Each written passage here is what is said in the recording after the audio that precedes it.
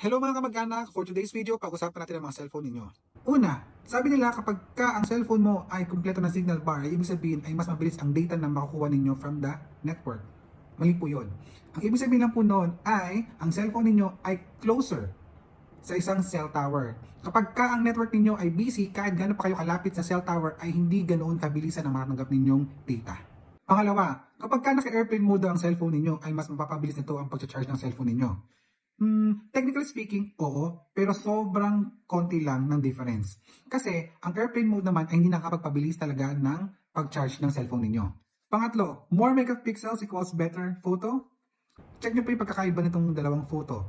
Yung isa po 12 megapixels, yung isa po 108 megapixels. Pero mas maganda pa rin po yung quality ng 12 megapixels. Bakit? Ibig sabihin po nito, hindi porke malaki or madami ang megapixels ng camera ninyo ay makakapag-produce na ito ng magandang quality. Ika-apat, closing apps will make your phone faster. In most cases, they actually make your phone slower. And also, when you open the app again, once you close them, it uses more power and makes your phone slower.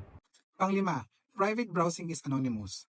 Totoo po kapag gumamit kayo ng private mode sa Safari or sa Chrome, hindi marirecord ng phone ninyo yung logins at yung mga pinuntahan ninyong site. Pero lahat po iyan ay dumediretso pa rin po sa internet service provider ninyo.